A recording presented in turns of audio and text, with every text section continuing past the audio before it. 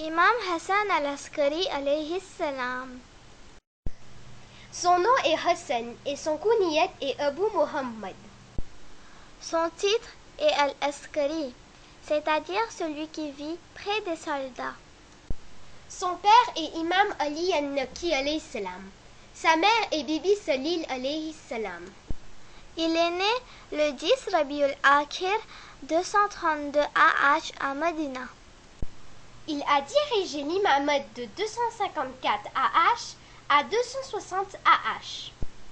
Il est mort le 8 Rabiul Awwal 260 AH. Sa sépulture se trouve à Samarra, en Irak. Imam alayhi salam débuta sa période d'imamate au cours du règne de Mu'taz Billah. Mu'taz fut succédé par Mu'tabi puis par Mu'tamad. Même si les califes abbassides étaient préoccupés par les problèmes politiques auxquels ils devaient faire face, ils surveillaient tous l'imam alayhi salam de très près et ils limitaient ses déplacements. En réalité, l'imam alayhi salam passa la plus grande partie de sa vie dans les prisons de ses gouverneurs cruels. Les califes abbassides étaient d'autant plus inquiets de la présence d'Imam alayhi salam dans la mesure où ils savaient que son fils serait le Mahdi, attendu de tous. Le hadith du saint prophète sallallahu alayhi wa sallam concernant le Mahdi est très connu et les gens attendaient sa venue avec impatience et espéraient qu'il allait les libérer de leur vie difficile sous les règnes des Abbassides. Par conséquent, les gouverneurs infligeaient à l'imam alayhi salam toutes sortes de calamités. Malgré le fait qu'il avait très peu de temps en contact avec les gens, il essayait autant que faire se peut de guider les gens vers le chemin droit en transmettant son étendu savoir religieux. Il parvient à s'acquitter de ses devoirs d'imamate dans la joie et la persévérance. L'histoire montre que les commentateurs du noble Coran citent souvent des interprétations de versets formulés par Imam alayhi salam. Quand Mu'tamad vint au pouvoir, il se rendit compte que pour faire en sorte que le Mahdi ne voie pas le jour, il fallait s'assurer qu'Imam alayhi salam n'ait pas la possibilité de se marier et d'avoir un enfant. Pour cela, il décida de l'emprisonner à vie. Imam alayhi salam passa des moments très difficiles en prison et devint souvent se contenter de très peu de nourriture et d'eau. L'eau lui manquait à un tel point qu'il était obligé de faire le tayammum sur la terre pour accomplir ses prières. Un jour, Mu'tamad décida de torturer Imam alayhi salam en le mettant devant des lions sauvages.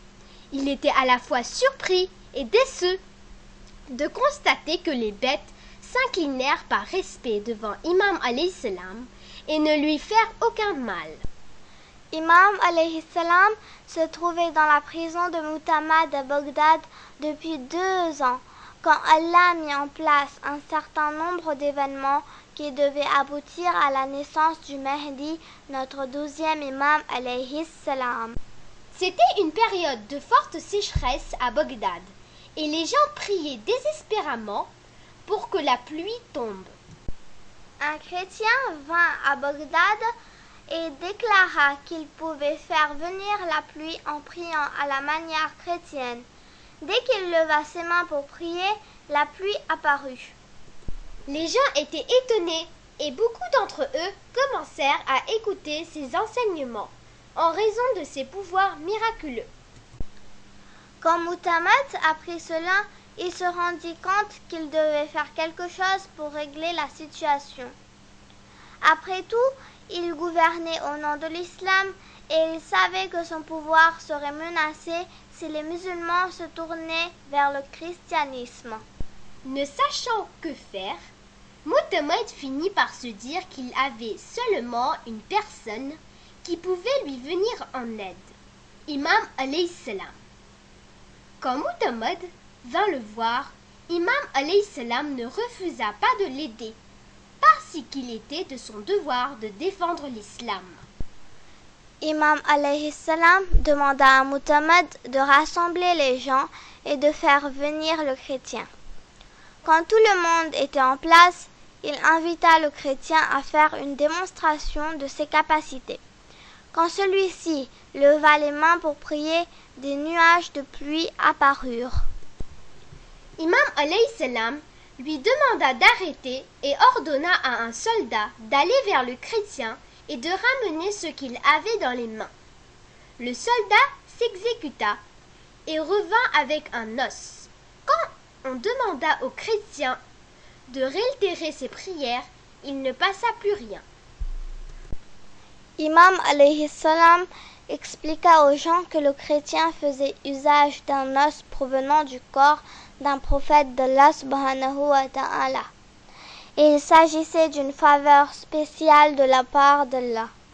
À chaque fois qu'un os appartenant à un de ses prophètes était élevé vers le ciel, Allah bénissait la région d'une pluie salvatrice. À présent, Imam alayhi salam promit aux gens qu'il prierait lui-même pour que la pluie tombe. Aussitôt qu'il leva les mains, des nuages de pluie apparurent. Les gens se dépêchèrent de rentrer chez eux de peur d'être trempés. Mais l'imam alayhi salam leur dit que ces nuages-là n'étaient pas destinés à Bagdad. Finalement, des nuages apparurent qui, dit-il, étaient pour Bagdad. Imam alayhi salam demanda aux gens d'aller se réfugier chez eux et ensuite il plut tellement que la pénurie d'eau qui sévissait à Bagdad prit fin. Les gens étaient très contents des actions d'Imam alayhi salam. Beaucoup de personnes ne le connaissaient pas car il avait été en prison la majeure partie de sa vie. Quand on lui demanda son adresse, Imam alayhi salam désigna Muhammad et répondit qu'il était l'invité du roi. Muhammad était très embarrassé et craignait d'avouer aux gens qu'Imam alayhi salam était son prisonnier. Aussi, il leur donna l'adresse de la maison d'Ali an-Naki alayhi salam à Samara. Les gens escortèrent Imam alayhi salam jusqu'à sa demeure et il vécut là pendant un certain temps.